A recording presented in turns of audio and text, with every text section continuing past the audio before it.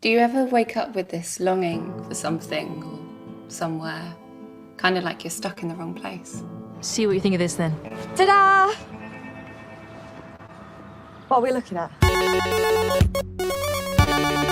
Bacteria, viruses, all huddle on the surface area like little microscopic aliens and monsters. It's scary. Which is exactly why we're here. I just don't think this is my kind of thing. If you think you can do better, be my guest. Cash, of course. I'm sorry, I don't have any change. Oh, really? I'm a control freak, aren't I? Get involved! Cheers, lads. Anyway, yeah. No, wait. Oh.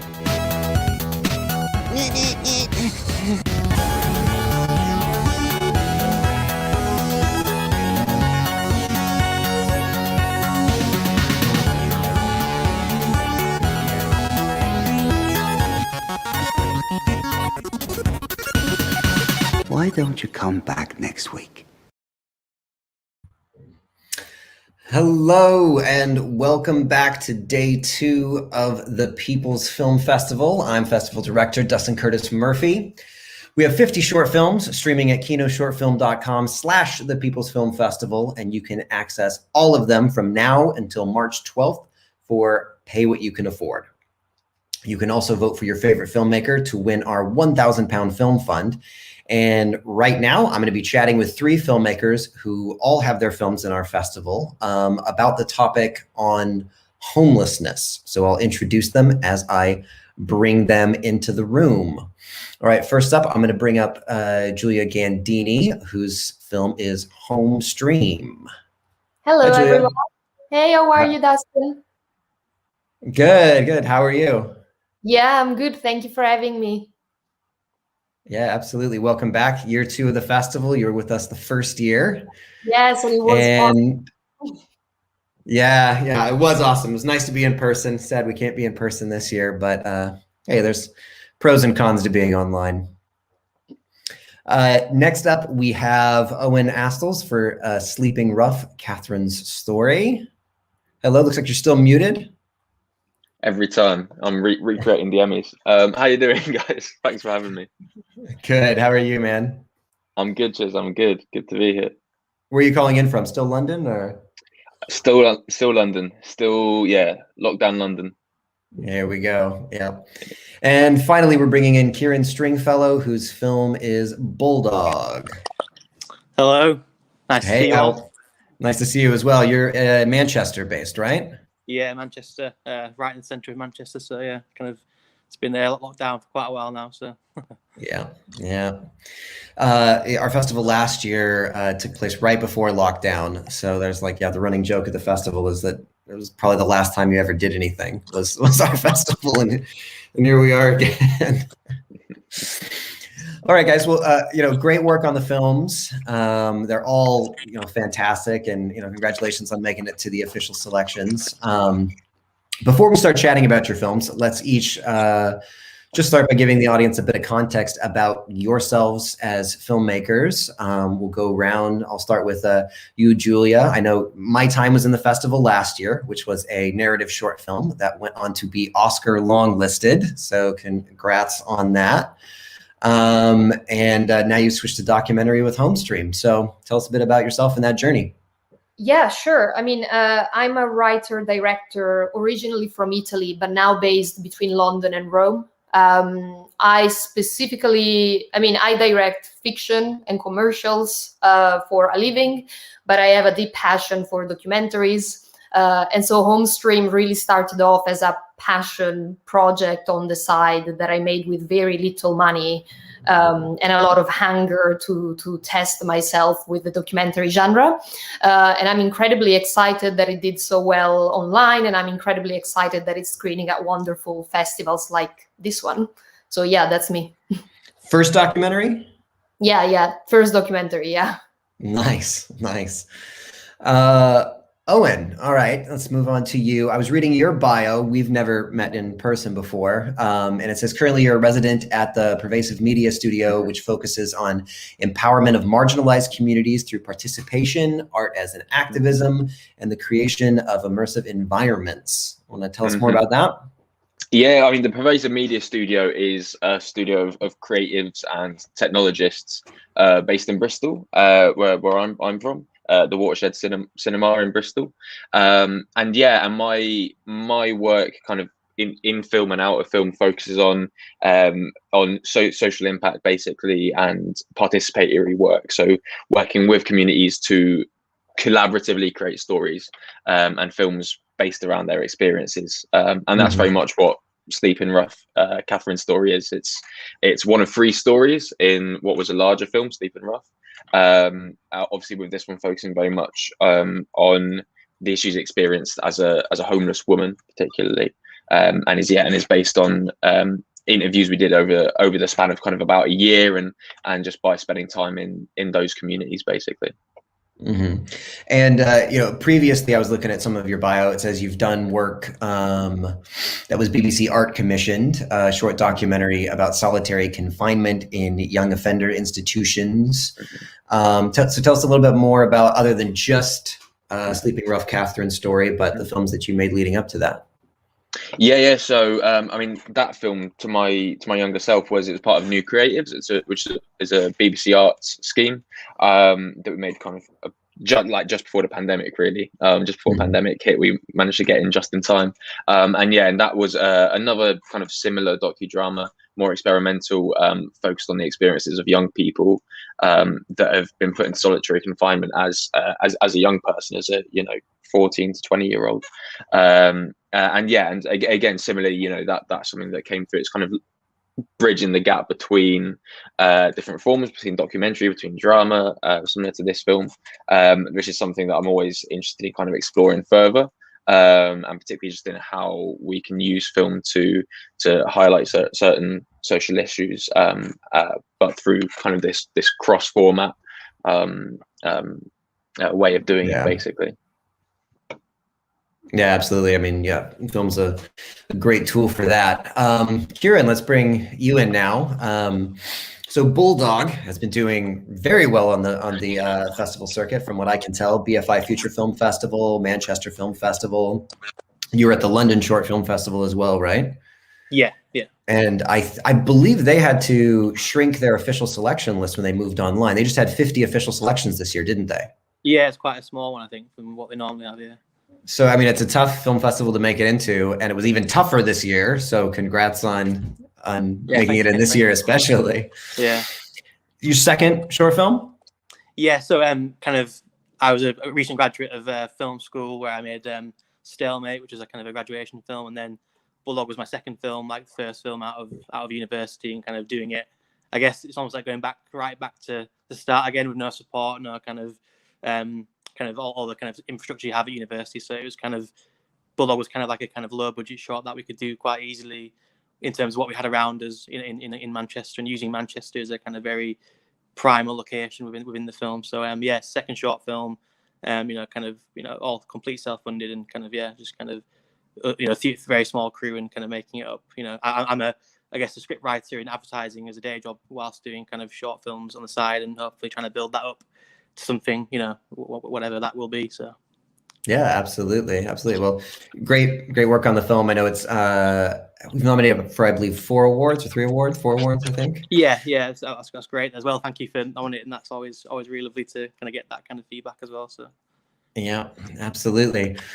I was looking at your Instagram, and I noticed that with the laurels that you were doing, I believe we were the first laurel, or the earliest laurel. Were we one of the first film festivals to accept you? Yeah, so kind of I think we kind of, also one of our festivals, one of our favorite ones in terms to get into, and we kind of got it back from you. I think it was in April or June last year, or April time. Yeah, because we have a little bit of an unorthodox way that we do it, announcing them slowly but surely over the years, so you don't have to wait an entire year to hear back from us. But yeah, it was one of the first ones we got into, actually, and we were like, obviously really excited about it, and we've kind of followed the festival in its first year, and so yeah, I think yeah, we're kind of really over the moon to get in. Not only just the, I guess, the semi-finalists, but then to get actually selected was really cool. So yeah, brilliant. Yeah, yeah, absolutely. Well, even though you've already screened at London Short Film Festival, I'm going to say we found you first. Yeah, no, definitely. Yeah, that's. All right. So before I end up saying too much, I imagine some people watching have seen your films, some haven't seen your films. So we'll be a little bit careful about spoilers, but it's as careful as you guys care to be. You know, we can obviously get into the meat of the issues, you know, surrounding your films. I really want to, you know, talk quite a bit about homelessness. But why don't we start off just tell the audience everything they need to know about your film as if they haven't seen your film and you're pitching it to go to the festival now and watch this. This is what you need to know about it. Start with you, Giulia. Okay. So yeah, Homestream is an 11-minute documentary, and it is shot on iPhone by a woman who was actually experiencing homelessness at the time. So it's quite experimental, and it's quite direct and rough in the way it comes across from a visual perspective. But the star of it, Lily, she's incredible. She's an incredible contributor. I was so lucky to find her. And she's so genuine in the way she tells her own story in her own way. And just collaborating with her for me as a person and as a filmmaker was so precious. So I hope, I mean, for whoever hasn't watched the film yet and whoever watched it already, I hope you will and you have fallen in love with Lily and her story and the way she told it. Nice. Yeah, it's a absolutely beautiful film. Very gritty, very raw, but very emotionally impactful. Owen, want to tell us about yours? 100%. So Sleeping Rough Catherine's story is a product of a year doing interviews with women specifically experiencing homelessness from all around the UK. And it's a docudrama, which means that all of the events that happen in the film are taken directly from interviews. So there's nothing that's kind of fictionalized or dramatized for story's sake. It's, you know, it's all real in that way. We shot entirely in real locations. So there's one scene in the film, again, not to spoil it, but where it takes place in a woman's shelter. So that was a real location, as throughout the rest of the film. And we also made sure that that our actors also had personal lived experience of homelessness as well, not just obviously to give that authenticity, but also because this film was a total product of collaboration. You know, all of the dialogue in the film is improvised. None of it was scripted, so that's all coming directly from the actors themselves. And so yeah, so hopefully it's you know, obviously not just kind of an impactful film, but also something that can give a very small window and a very small bit of insight into those experiences and some of the issues that are experienced if you are a woman experiencing homelessness. Yeah, absolutely. So with my own filmmaking background, I tend to go much more into manipulating people's emotions with music and pretty shots to make them feel something. Your film is the complete opposite approach, and it's beautifully done that way, to where it's so understated and it's so just real, like you're actually watching reality unfold. So you know, absolutely great job at getting that level of realism to it. Thank you. And Kieran. Yeah, so Bulldog is kind of like a kind of very short, kind of 6-minute narrative film. I mean, without giving too much away, it's about a kind of a rough sleeper with like a score to settle. It's a kind of, I guess, entirely visually led piece. You know, we kind of wanted to make a film that, you know, didn't have any dialogue, so we wanted to make a kind of very visceral kind of, I guess, experience over like 6 minutes. So yeah, over one night.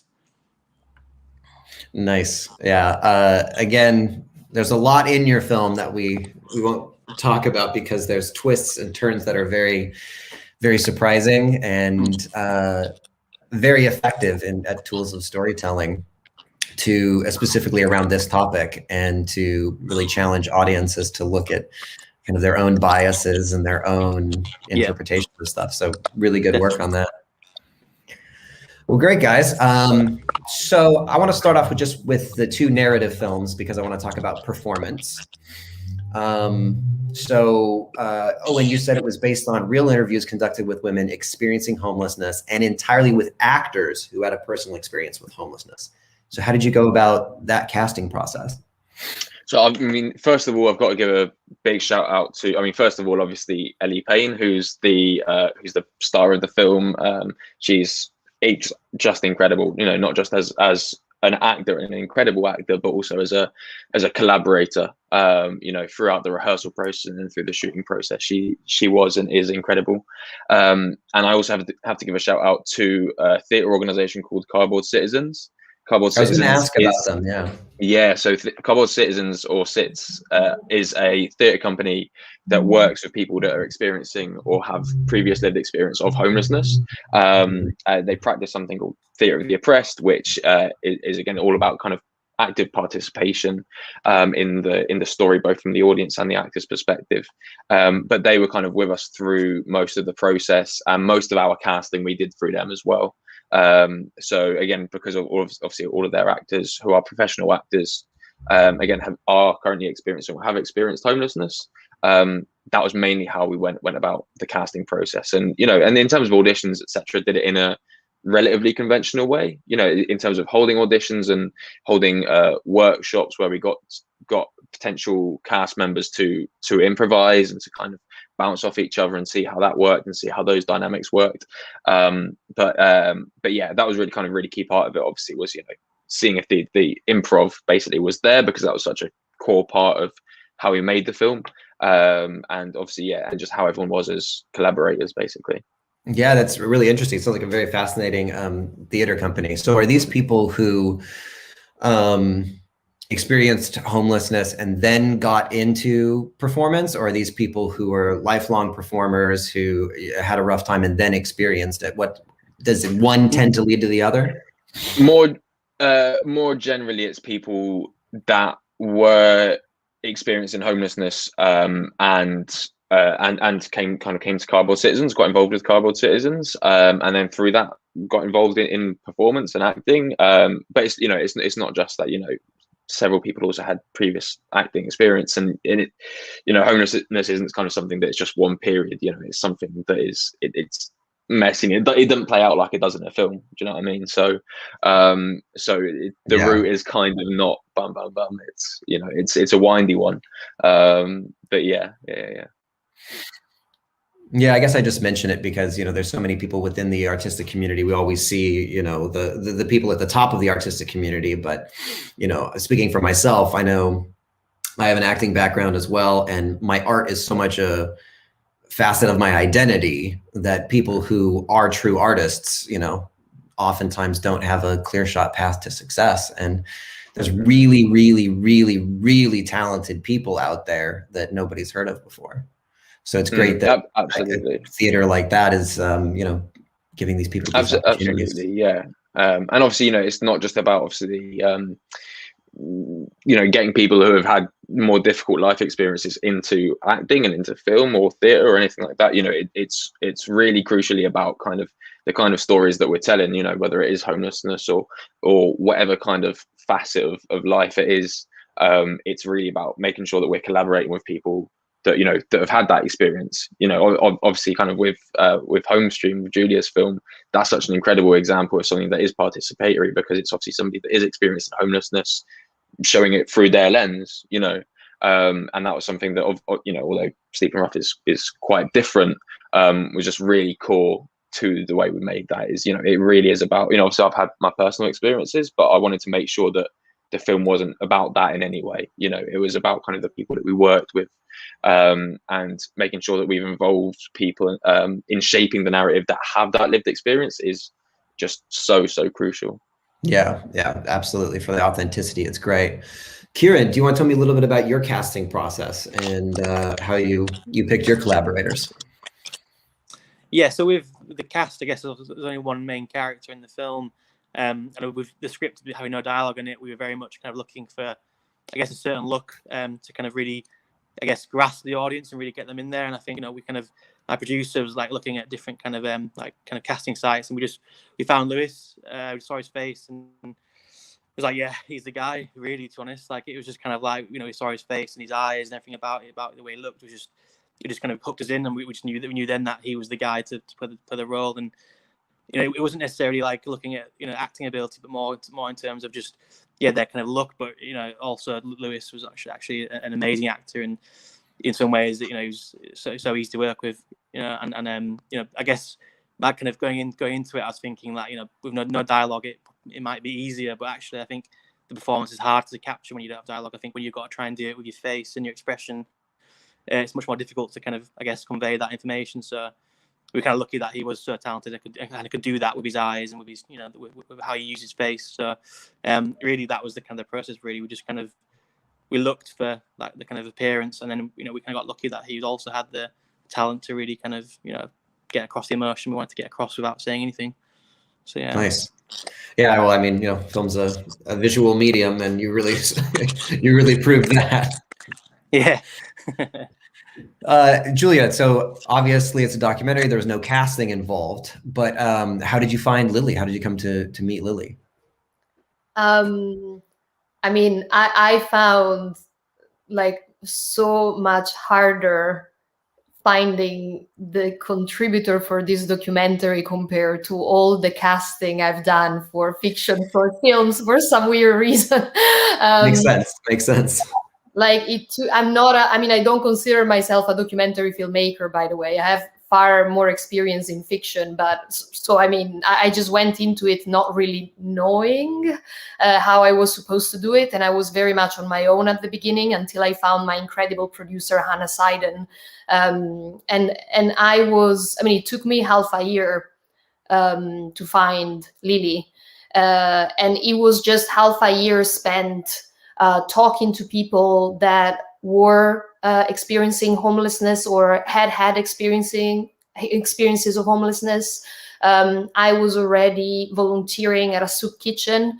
Shout out to Eating Soup Kitchen. They are incredible. They're based in West London, and they are the best people ever that I've ever met. They do such an incredible service for people sleeping rough in the area. I actually met Lily by chance. Like I was volunteering at a food bank not too far from Strand, which was unusual for me because I was usually in West London. And then on my way back home, I just spotted Lily sitting at her usual place, and she was reading. She was reading The Girl on the Train, which I really wanted to read, but I had not read yet. And so, it was just out of nowhere. We just started a conversation about it. And then I realized when she was talking to me about the book and the characters, she had such a clear grasp of narrative and story. And she was so well articulated, and she was so smart. She was brilliant. She was a brilliant woman.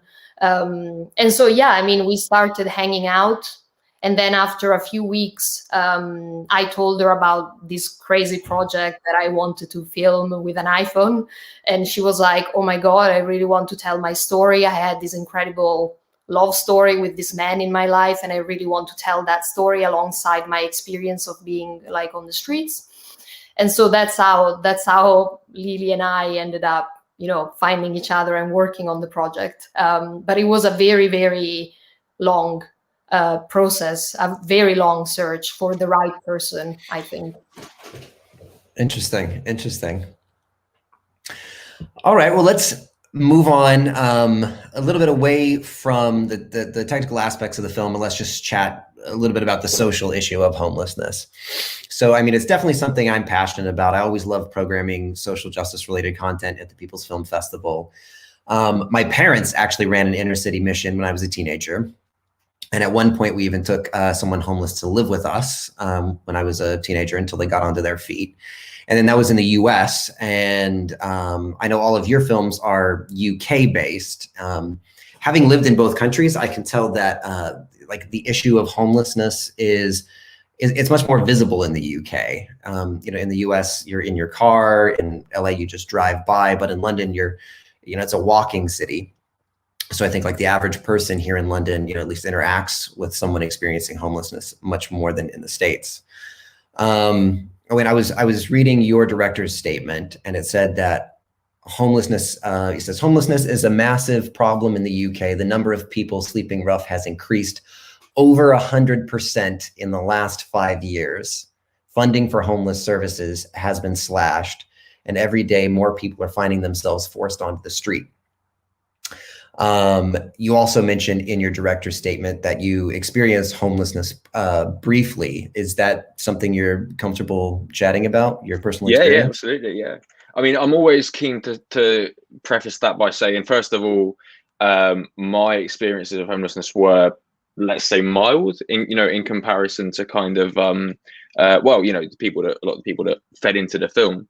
And also that despite that, I was very keen to make sure that this film, I mean, obviously with, like I said, there are 3 films that made part of Sleeping Rough, one of which is Catherine's story.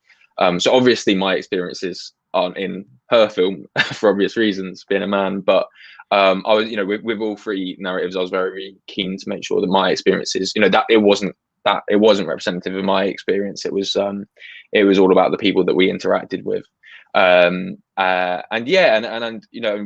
My own experience of homelessness is something that I think is not generally known about. I wasn't sleeping rough, basically. I was lucky enough not to have ever been in that position and to have had a really supportive network around me of places where I could sofa surf, basically, or get enough money to live in to spend a few nights in a hostel here and there, which are in itself very hostile, kind of scary environments.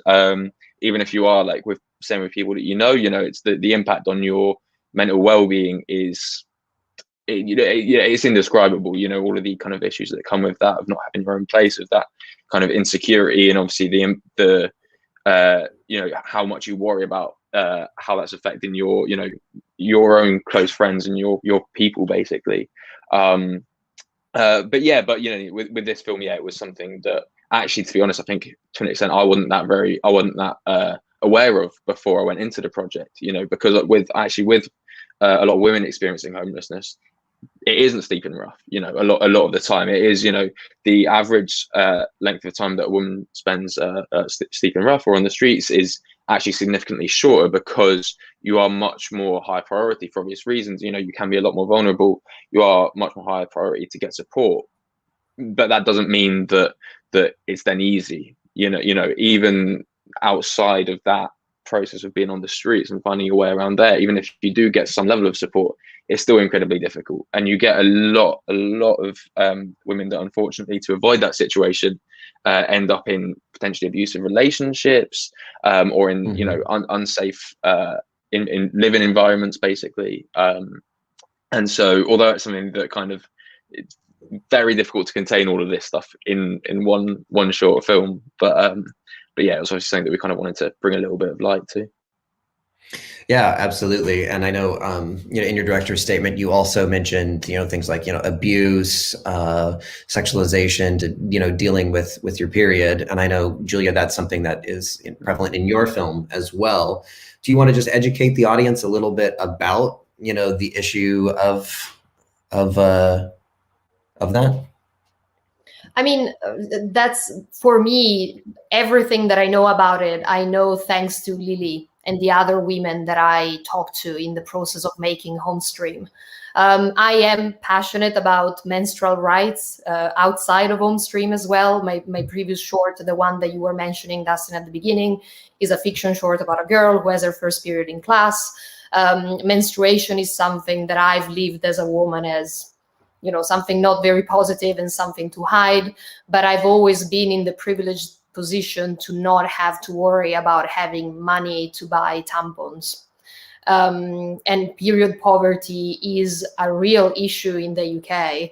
And even more so, it's obviously felt by women on the streets where, Lily, I remember there were times where she had to choose what she was going to spend the money that she had on.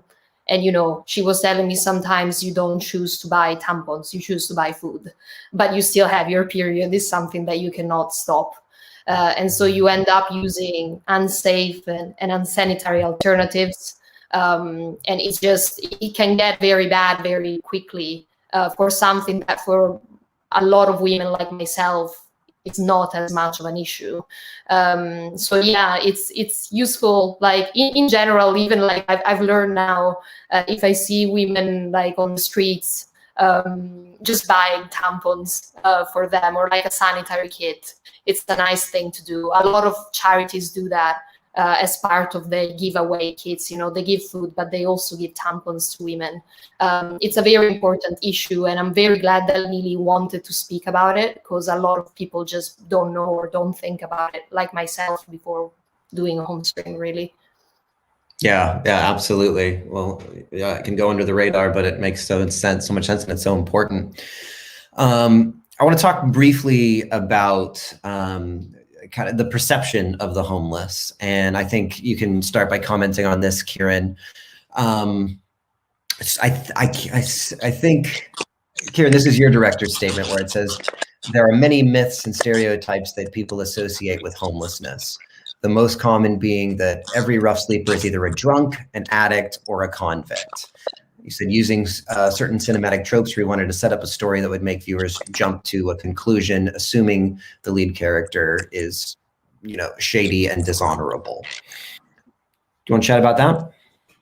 Yeah, so actually the film, I guess, was kind of inspired by kind of my own kind of, I guess, ill-judged assumptions, you know, when it comes to homeless people. And, you know, I just moved to Manchester at the time, living right in the centre of Manchester. And I think with Manchester, you know, it's kind of it's a city. It's not, you know, it's not massive, but the amount of homeless people within that space is quite incredible, and it's just you know, it's quite a massive issue. And then so you do find yourself walking amongst them every day, and like, you know, and I found myself kind of judging them, you know, quite often a lot, and, you know, quite poor, you know, subconscious judgments of, you know, of who these people are based off how they look and how they act. And I think that was where the film, I guess, started for me, was like, why am I kind of, you know, coming to conclusion these people? Why am I kind of judging them based off, you know, of the way they look and the way they act? And I think that was, for me, like a big starting point for Bulldog, and in terms of how I wanted to kind of make a film that maybe would help or would confront other people with those same kind of, you know, assumptions that I think we can all be guilty of it at times, I think, to be honest. Like, and I think that was a big starting point for me, was that, you know, kind of, I guess, being honest with that, and then kind of going from there, really, and to kind of make a film that hopefully can confront that. So, yeah. Yeah, absolutely. I'm going to go back to Owain. It says Catherine's story was produced in collaboration with the Big Issue Foundation as well. Can you tell me about their involvement with the project?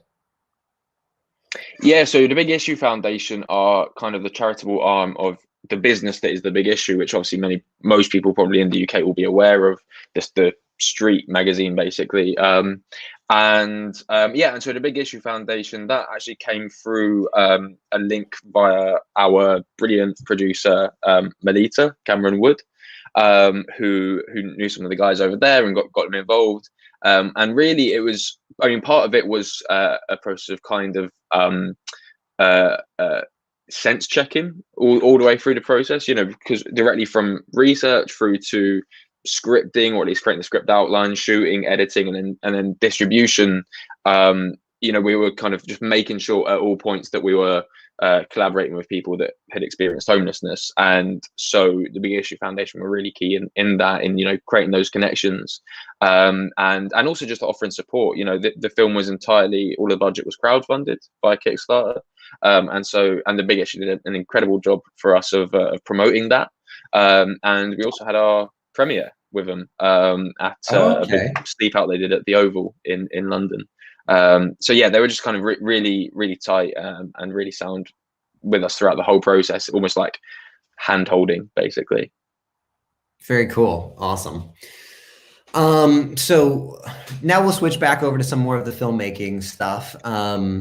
So I'm always love being transparent about the mistakes that I make as a filmmaker, showing people those mistakes as I, do a lot of filmmaking teaching, and hopefully get people not to make the same mistakes again. So as filmmakers, what did you learn from this project that is worth passing along to make sure, what mistake did you make that someone else doesn't have to make? Giulia, you want to go first?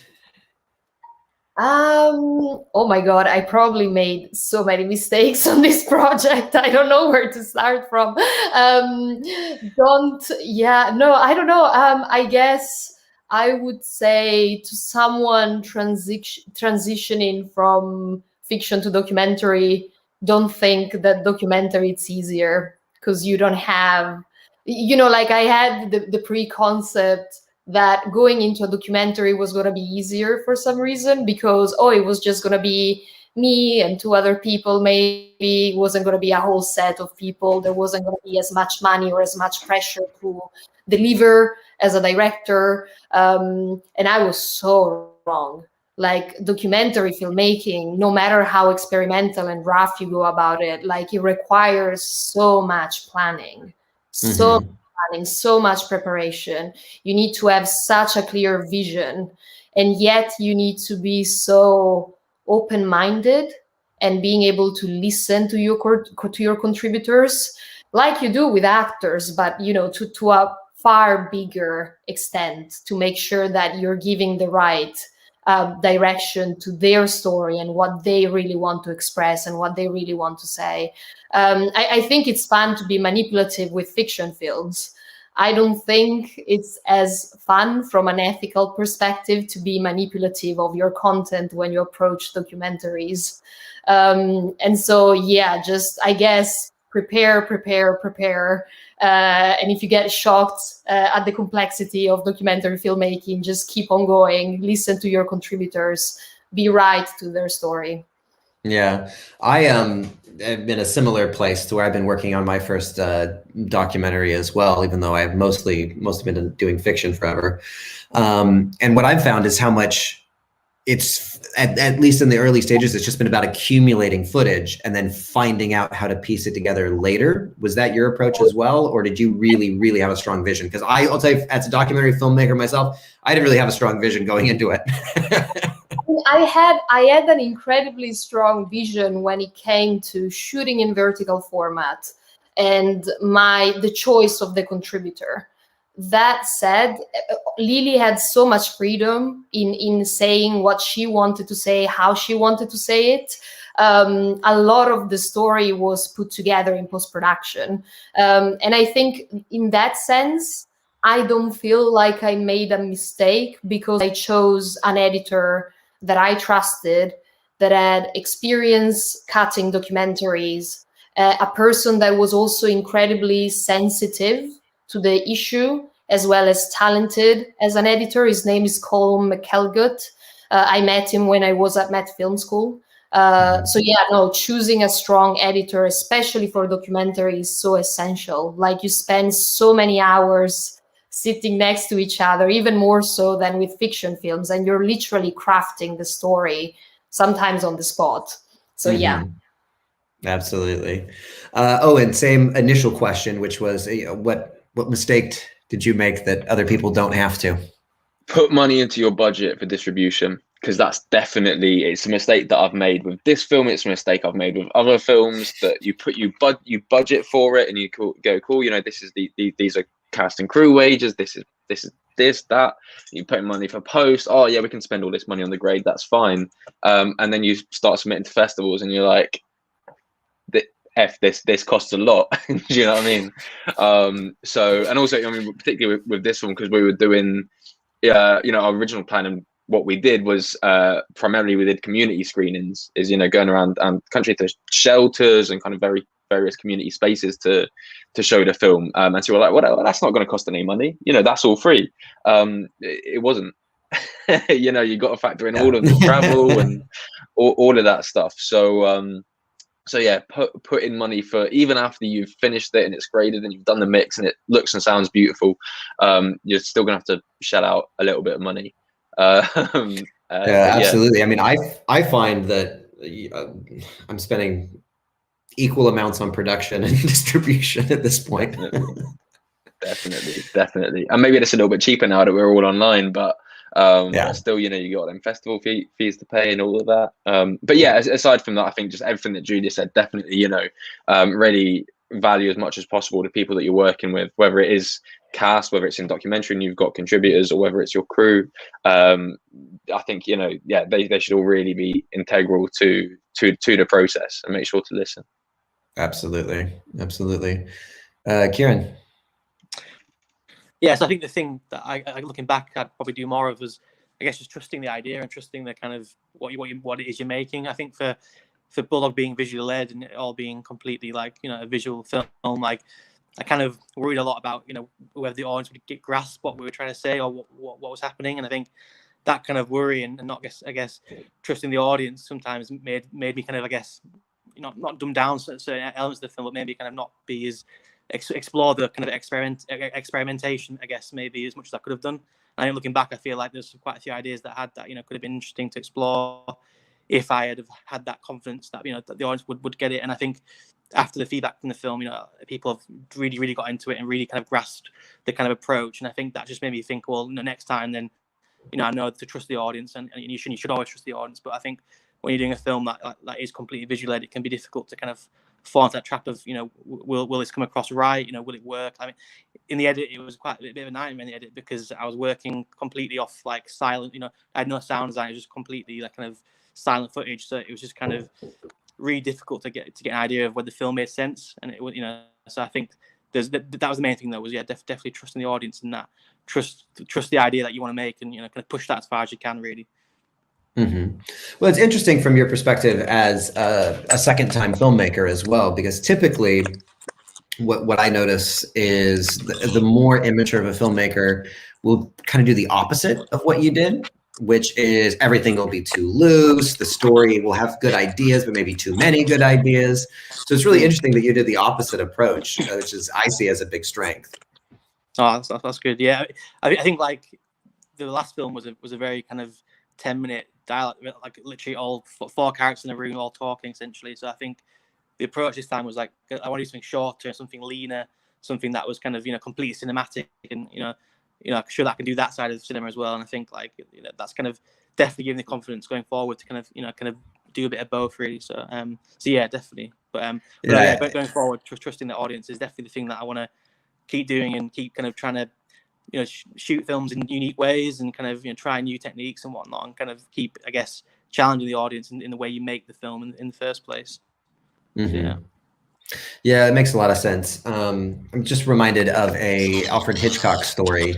Have you ever anybody seen Alfred Hitchcock's I Confess? No. Right, you never heard of it. It's like a completely minor Alfred Hitchcock film. He thought it didn't work very well because it's a really nuanced film, and it's about a priest who somebody comes to confession, and God, I'm terrible at pitching. Somebody comes to confession, and because he's taken the oath as a priest, he knows who a murderer is, but he can't reveal it in court. Even though all the evidence points back to him, he's conflicted because of the oath that he took. So it's super, super nuanced. And it didn't play very well in the 1950s because people liked really black and white cut, like bad guy, good guy stuff. And he thought it was a big mistake. And if you watch that film now, I think audiences have progressed to where it actually resonates as more relevant because of that nuance than, you know, some of his other films that are known for his classics. Definitely. So I'll put that on my list actually to watch that. Interesting tangent we got on there. So anyways, what else are you guys working on next? I know that we're not in person, so networking is a bit hard. So for anybody that's watching, is there any particular collaborator that you're looking for right now that you can give a shout out to, and how could they get in touch with you for the next thing that you're working on? Okay, so I'm currently developing a TV miniseries, and hopefully it's gonna be an Italian-British co-production. So I'm actually looking for screenwriters. I'm always looking for screenwriters. I'm more of a director than a writer. So yeah, if you're a talented screenwriter, ideally, you know, both Italian and English, but either of the two as well is fine. Feel free to reach out to me. Instagram is probably a good first place where you can reach me. And I think my handle is @G_ and my surname Gandini, Gandini. What type of genre? Mainly drama, ideally coming of age drama with a strong young female lead. But I'm open to, you know, different genres. I love horror, I love thriller. Like, feel free to send me whatever, but if you have a drama coming of age with a strong young female lead, I'm gonna fall in love with it, most likely. Nice. Owen. Yeah, well, I'm always also on the lookout for any writers as well. I'm also kind of more on the director side, so always looking for writing partners particularly. At the moment I'm working on a short which is also about homelessness, and it's about family homelessness, basically, in the situation that you're placed in where you might not be on the street but you're in some sort of temporary accommodation, which, like I said, can be just as hostile and just as frightening as an environment. And it focuses on these two young brothers, one's about 7, one's about 12, and kind of the older brother trying to explain to his younger brother the world that they're now in, and kind of the reality of their world, but whilst wrapping it in this kind of almost like a fairy tale, as you do as an older brother having to care for your sibling. And so that's one that's gone through the BFI Network Writers Lab, who've been really supportive, and we're hoping to get the funding for that and shoot that later this year, basically, kind of around this summer.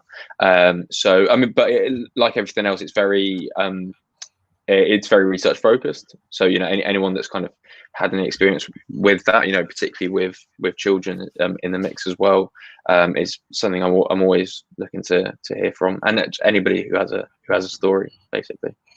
Nice. Kieran, next project, anything you're looking for? Yeah, so I'm doing a new short called Tow Truck, which is kind of loosely based on my kind of own experiences being raised by a single parent with bipolar disorder. So we're currently in pre-production on that, really, and kind of looking to shoot in summertime. And yeah, kind of, I guess the main thing that I'm looking for is an editor, really, because after Bulldog and editing that, it was a really real.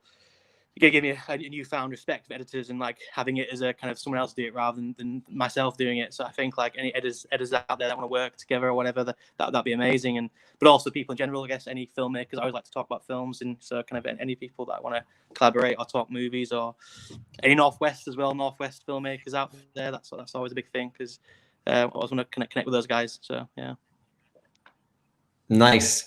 Absolutely. So we can start wrapping up now, guys. I'll just leave it open for one last thing. Is there anything I didn't talk about that you want to talk about that I missed out on because I didn't say the right question, something fascinating about you or your project? It's fine if there isn't, but I just want to leave it open to make sure we've covered everything you want to cover. I'm good. Yeah, no, I just wanted to say again, Dustin, congrats on the festival. Like, it's so easy to go through the films. I've watched a ton already. It's so clear, well organized. I love the layout of the website, and it's not a given. So bravo to you and your team. Thanks. Yeah, I think it helps being at being a filmmaker screening at other festivals. I found plenty of festivals, online stuff, just like what the heck am I even watching right now? It's like, how do I, it should be basic, you know, UX, like to navigate, but it isn't always. Definitely. Yeah. Just big up for pulling it all together. Definitely. And yeah, I mean, I've just finished watching the series finale of WandaVision today, so I'm a little bit shook by that. So once you finish watching everything at the People's Film Festival, do that first.